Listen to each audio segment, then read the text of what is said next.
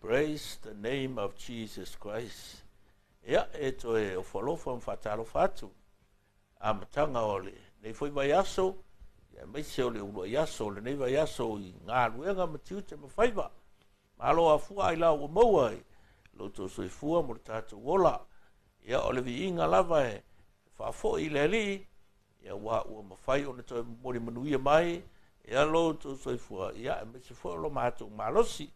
I nane o le aso na nafi lea sa isi ai le tātou tūlangi nei, maisi si o tātou atunu sa moa, pia lava le tafo le rolangi le nei tū, o loa lalam pāpā awai, i le whamana tuina o le tāua o whanau, i te tonu o le ainga, o le atunu, ai maisi o le kālesia, ia, tonu la laua, angai a le la fo i tū, i sauninga o le nei aso, ia wā lava le wha moe lava le tasi, ia o le whaafitai le li, ona o le au mai o le tō whare lei, ma le mawhau whau le lei, i tai o le kāre sia na lātou, so sofa ina na mafua, ma mataina le nei wha moe, e whaata ua ina ai whanau, i to tonu o le tātou au nanga, ia le li, tonu sa tele ni, mōni mau mātango fie, o ni whamoni yanga, no tātou mōni mauina, maitauina, e ala i le whaonga ina o ola o whanau,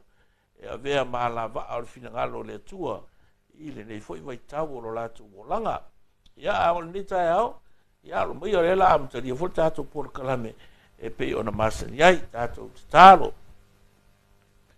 Nganga pa iae, ia, mātou wala au, ma le nganga whaalo alo, whamole mole, fio mai ai, mafutaina o mātou loto, whapa ia, whamanuia ma whaau ina i mātou, ia mātou talatalanga, ia mātou pesenga, talatalonga, ia wafo i le whaamalo sia, o le whatuatua o le aupa ia, ina i o mātou tautua i le mea ngata ailo mātou mawhai, e le ngata ia vi ia lo suafa Jesu Keriso, a ia manu malo ina fo i lia nganga, a wā oe malo malo, ia mātou talo fo i whapa ia le nei a wala visota inga, ua mātou whaonga ina, wa lava le faso ina o lo fina ngalo pa ia sau ina i mātou toto le tamai mā moe whamule mole angang pa ia tola wapi la wa angelu le menei whai wina i fole nei māwhtanga i le manuia ma le fia fo iatu le vi inga iatu o Jesu lo mātou wali i le whaola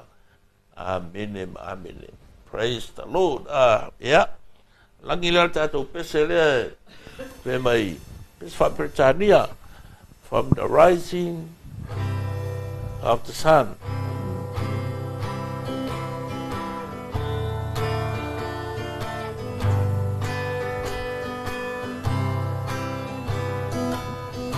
From the rising of the sun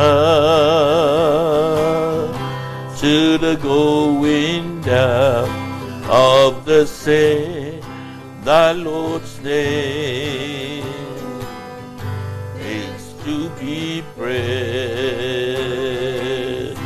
From the rising of the sun to the going down of the same, thy Lord's name is to be praised. Praise ye the Lord. Praise the Lord, the servants of the Lord. Praise the name of the Lord. Blessed be the name of the Lord from this time forth and forevermore. Blessed be the name of the Lord from this time forth and forever. From the rising of the sun, from the rising of the sun to the going down of the same, the Lord's name is to be praised. From the rising of the sun to the going down of the same, thy Lord's name is to be praised. Praise ye the Lord, praise ye all the servants of the Lord, praise the name of the Lord. Blessed be the name of the Lord from this time forth and forevermore. Oh, blessed be the name of the Lord from this time forth and forevermore. And forevermore. Amen.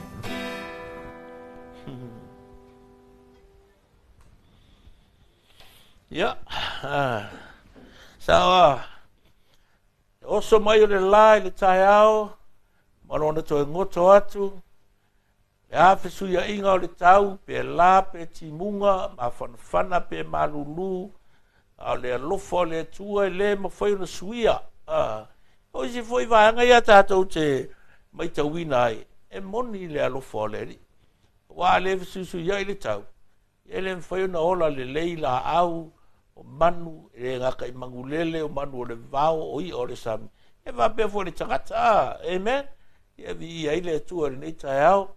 Ona olona le tu mau pea o lana tau singa i lo tau soifua mo le tātou wola ia whatalo whatfoi i se le tātou ainga o e umwhaina mafuta mai ina nei tai ao whatua ea te sa ia whata mai au kilani wa pea foi le sunga le ria oa o ia a whamsanga si o si efu mai Mount Druitt ia mai sere tari ia peni a mina malu mai Samoa ia vi ia le ri aftai le avanoa ua e fon tātou mafuta ni tai au amen. O lea lau o tātou o mai le tai ala lona iwa, o le tātou au tuo lo faso solo le neva i taimi. E whai go ina na le tai ala lona iwa lea. Employ the provisions of vision. Employ the provision of vision. Whaongata tau me alofa o tuina mai mo le tō whama mau. Amen. Fia whai tau ala ia te oe ma tātou di tai ao nei le tusi l'apostolo Paulo i le kalesia i Korinito o le tusi lona lua ana ma tau pue iwa i le whai pue valu e whapea lo le whai tauina whaafonga mai e ma whai fo ia le atua ona whaafau ia te o toua me alofa uma o loo whaalawa ina ia so uma o mea uma ia te o tou i mea uma lava. Ina ia whaula ia te o tou o ngā luenga le lei uma. Pe whaafonga. E ma whai fo ia le atua. O na whaafhaula ia te o tou o mea alofa uma. O loo whaalawa ina ia so uma o mea uma ia te o tou i mea uma lava. Ina ia whaula ia te o tou o ngā luenga le lei uma. And from the New International Version of the 2 Corinthians chapter 9 verse 8 says, and God is able to bless you abundantly, so that in all things at all times, having all that you need, you will abound in every good work.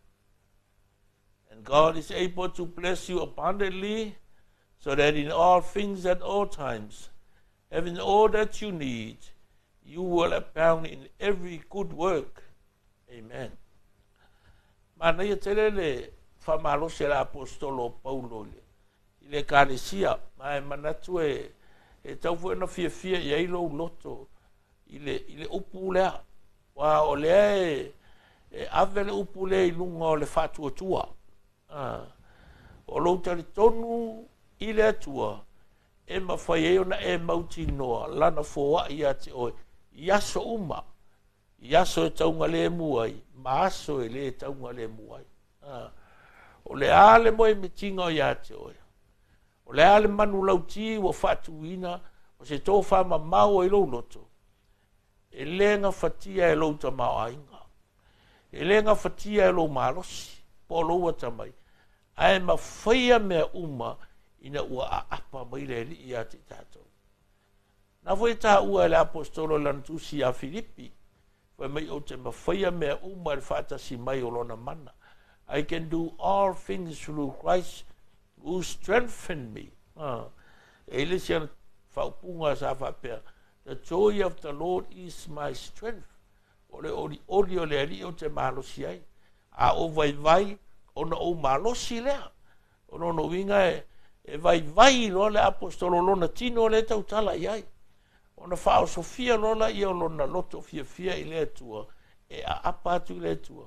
E mō mai lona malosi. O le voi lai wha manatu mo i le tae ao le nei.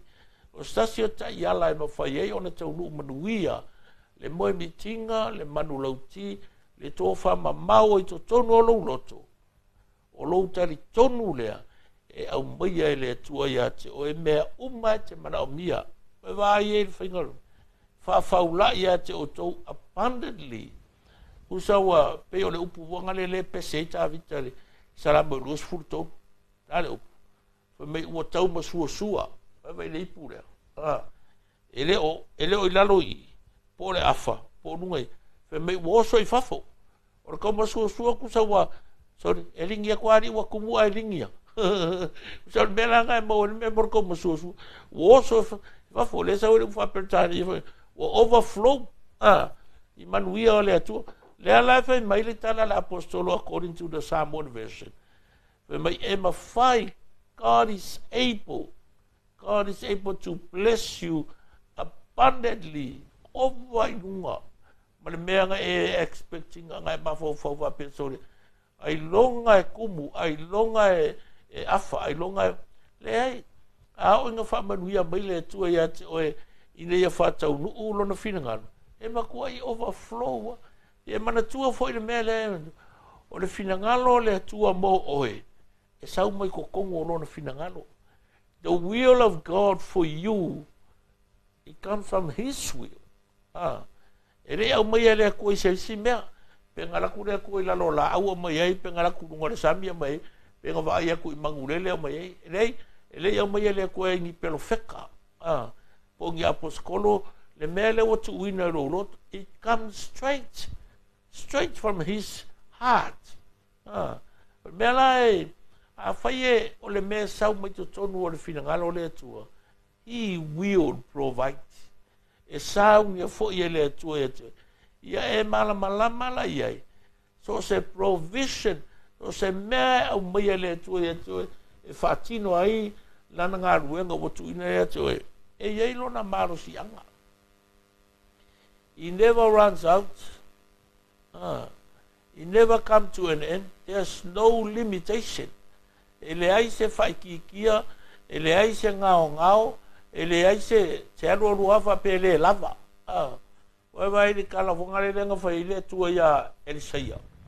O sau le finge wakangi mai wa o ka waku le se ori avela nga whanga ora e kala fueng whakure o le perfect e la se me o no fale ave mai le fin e le se me a koe o le suau o le a uma e whakure le finge ia lula e wha ai mino elsa ia lula e wha kau su e mengi whang a mai lo ia huku ia le suau mai ia le meleku e le uma ua huku o le lai ki a whangu ngaru e mai ia nga mafuai o nga uma a ua huku o vele e perfect a kuku ma ku o le sao ia ku pelanga nga mai kau se ia mana whangau ko nge malanga I kalaf ma penga foi le la ku e dia I le finga sal fata e mai koe nga pau a le si momo I mea e mai kala a e dia anu la fei momo mes ka me ai e ki nganga I loa le au na le atua o le o ki le finge le fe me o ko kiki a uma o le se kupe o le se fala o le se suau ala la fe me ar kala perfecta alu le fe mo mes ka me ai so ale fa ngo akule yer ka so ko ya ole pa wale ole me ama ia malanga kama mala ko ai feo kilo e mo lo feo ma kwa ong yer ati you know e ka ua fu me la wo ka ua kwa I lo ma fa fa pe ia e manga kua God first mua le tua iau me uma I lau fa soa I mea ke maua God first oila le sui va ia le tua ia o le fe au o le homeless o le kangaka ua manga o mbia the elders o lau fa ngau fa mua le tua I mea uma o le alme kupu inga walu le finga sa fata lea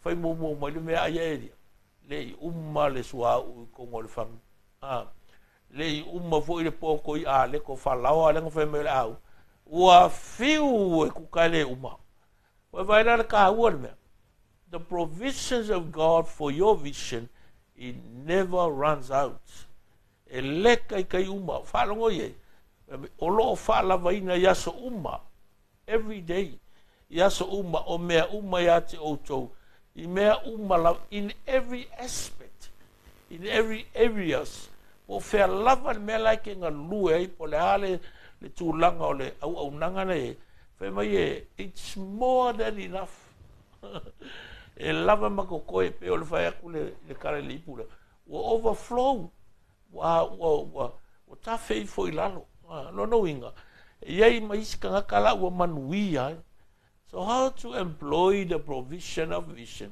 in faith ye kali kongu lo fatu tua the Lord will provide because He is Jehovah Jireh.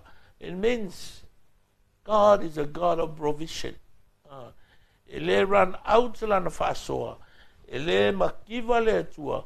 Ele ngongo mea le tua. Ele ai kalafu le tua. E manga o se mea matatu mana. Kako wola I le tua I kako kuli vai.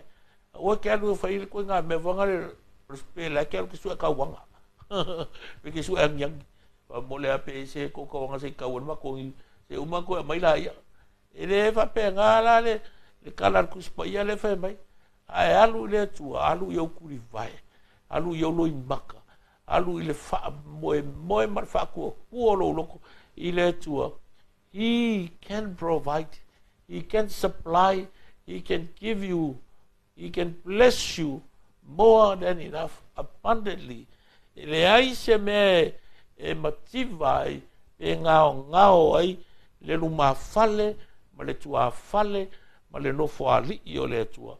E tau osa whamanianga e te maua pe atatou. E le ngata o whamanianga mōlo mawhauwhau, whamanianga mōlo loto, o whamanianga mōlo tino, a whamanianga fui mōlo wanganga. So, o le ale moe mitinga wai ate oi. Whatever dream you have from God, tātou lava ia lo tātou molanga. Usually ia ka kokea. Kau ke whapea. Se ko a whainga kākere. O umanga e whaile miki wai ala man kawa be au. Don't think I can do this. Pasi aku jase aisea. Langa e whainga kā. Langa e lenga ka whainga kā. Ai whai me whaile siu. Langa ia. E kaunga kā. Iau whai kaua kora le fata oto le sfuluongo. Ta oto sfuluongo non fai upu mua. Emei. O lo ele tangata sauninga o le loto. Alo maya Iova le talia le laulau faiva. To human belongs the plans of the heart, but from the Lord comes the proper answer of the tongue. O le winga o le foi tau le a Solomon. O lo whaka kau le provisions. Usa o le tau tala lo tātou mutu. E ke kau kala ma fuafua mea ia, e ke kuskusia. O le atuanga kia, nga ke au maia le kari o mea ia. O rongo winga e sa o e kararau ka mo church. Wha ngā le fufonga e kau kalai. Speak positive and speak the word of faith. E tau tala i le loto tele ma le mauti noa, tau tala foi i le whātua tua. A wāwa peke kau kala le whāwai vai ma le makiwa. E o mea le Rolani. umole ngaru ke fa sanga I mole makiva ai kusa pele ele la kiki lo kongila ngwaluenga speak positive ka ukala langa mafayonga nga increase le tuole mele kiki webe foi pengo foi tu it's just here so the nature of the kingdom of God is increase ole na tura le malo ole tono le malo le tua ole fa popo le malo si e fa popo le tama ainga fa popo le fa unga fa popo o manuia fa popo we vai dai pego fe overflow manuia le tu awa fa manuia mai le tu ke ele ama kare kasi o le kolu po le lima fiku po suka si le ama kaila toru se fulu ongos fulu marcelau o inga ama kare fa manuia le tu na te me te o le kolu se fulu o le ongos se fulu por se la o le vingalar kal awa ke popole awa tatou te popole pe tatou te atu val ai tau fi mau lo tatou fatu tua e mafai ona fatou luina tu salama po le te leo le moe mitinga po le te leo le to fama mau ua jo loto e mafai lava ona supply ele ali me uma lava e fatino ai lau au nanga amen vai talana my to human belongs the plans of the heart o le tangata na te whaia fuafuanga na te whaia plan o lona loto mea lei kongolo but from the Lord comes the proper answer of the tongue ai o le atua sa wele kari sao o me ia kaukala i o ka kolo ulo whaiva amen so ia kari kongu rai le atua ia kari kongu le ri ma aua lava langa o le mea le o le popole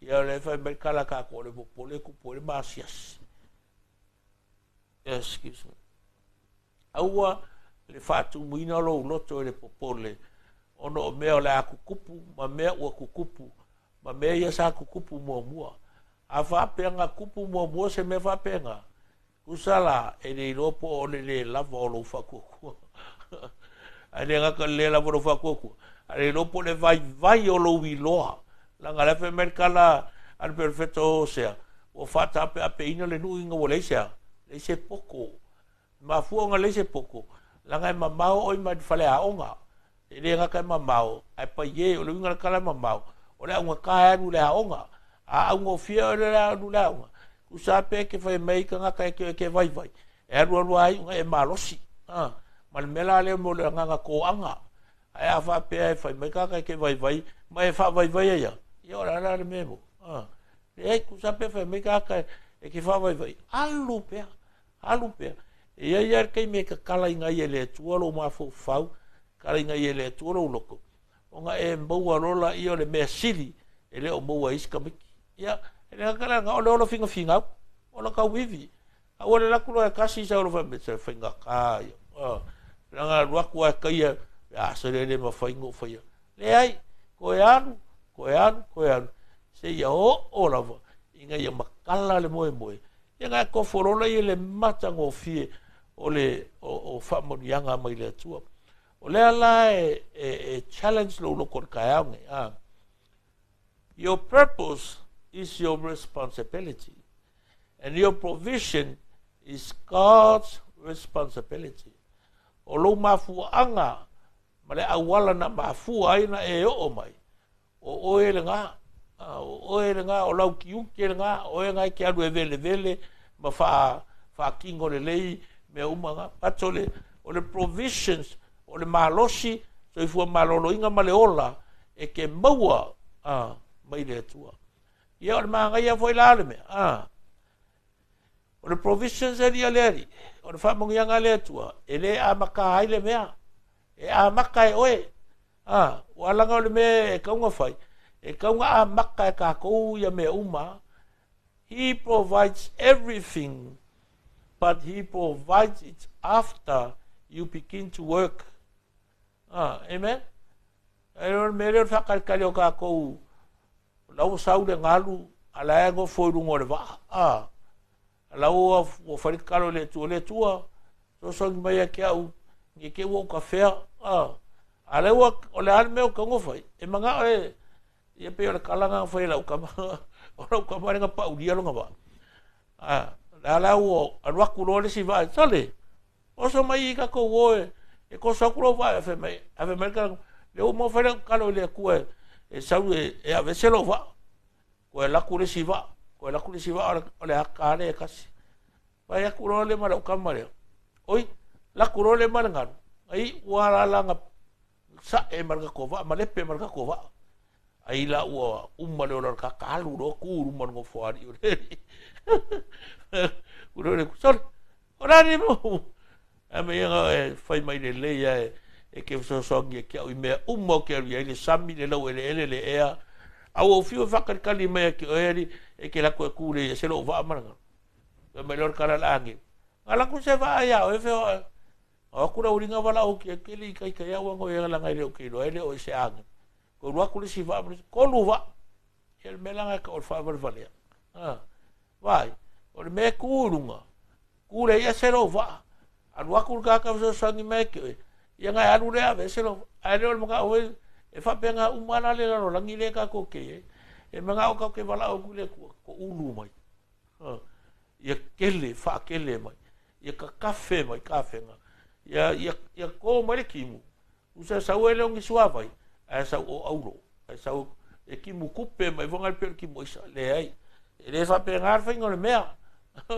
le yor kimu kupe e amaka mai lo walu ka ko le vao ko le kia pula ko le fai ma vele le manga a le manga e fa e mo fa mngianga le tua ai ngofo nga le usulti ap malu poka malu ngofo casino ai le rope fa fenga mor kupe menga le ringa le fia ya que o sistema para langi ya ka ku ka pasifika iskaini not all the time e ro ka mo foi but some fia kali ka o ko nga se marolo ai le finga ku nunga fa singa ro a pe ga foi nga ro nga le tua se mela ka ku ke nga lue e va kala risko inga pa ke le nga sa pa ke le ma ko yo sa mo ale se le ngi le ke ku se ka o nga e nga lue o nga e aiela pa penga malale provisions le tua you know God promised he will provide everything but he provides it after you begin the work of the vision ba ga yo si la mai le ku lo nga yo lo we mi ngoi to nga lue lo we fer wa ar si la mai nga ar ka kalo moe sale ele fa penga le principle me e ka kaunga ku nunga fa fainga ruenga ma fa ngai yoi inga ia ma fa yonga o ka kingo mai vai la uri ia nga fa ku ia makai lima ka le ngi lesi lua lesi kasi lesi nga yoi le lima nga yoi le lua ai boer kasi wa pa ye arga or pa ye le me nga kai pa ye lesi pa ala me ku fa popole lima se fu fa popole le lua fa ai sa ro kasi moe nga pepe usa le winga ka o le wa ko le tu le me ke nga lue ai ro re fa nga yo a wala or ke me foi mai e ko fa manguia le tu o nga ka u o le upule nunga abundantly usa fa sa bo fa ula ia te tu me alo fa ai le finga fa ula ile o lo fa manguia nga ma melele pe a fa ye malo si ka ko lo la pa ye anyway may the Lord bless your heart. I hope challenge lo lo to ni tao ile fa malo si foi mo oi ma tato ina ia vi ia Yesu yo tato o langa ma tato o nanga pa taita mane ne yaso fo e mai se fo lo upu fa fo wina pa malo sia fa lo to tele to wina lo mato fa tua ya pa manuia ia ila to uma na mo na va no pa fo ngai mo mato ma futai mai tu mau pe ya te lo lava vi nei masa uma e fa va la amen ya we are nei aso i fa un tiu te nga ruenga e me se fo la matanga o fa un nga ruenga o le nei vai aso ya anga le fo le li i lava senga i so se va nga la tau i la o nanga ya so ya se wa muri fa to le o mai sa mo ya va pe fo tu ya malu fa e se me fa un tiu te ya is fo wa le la o tu ele malo si ora me va ya nga leile tu fa mo ya tu mala ile nei tau ya ono le swa fo Yesu amen.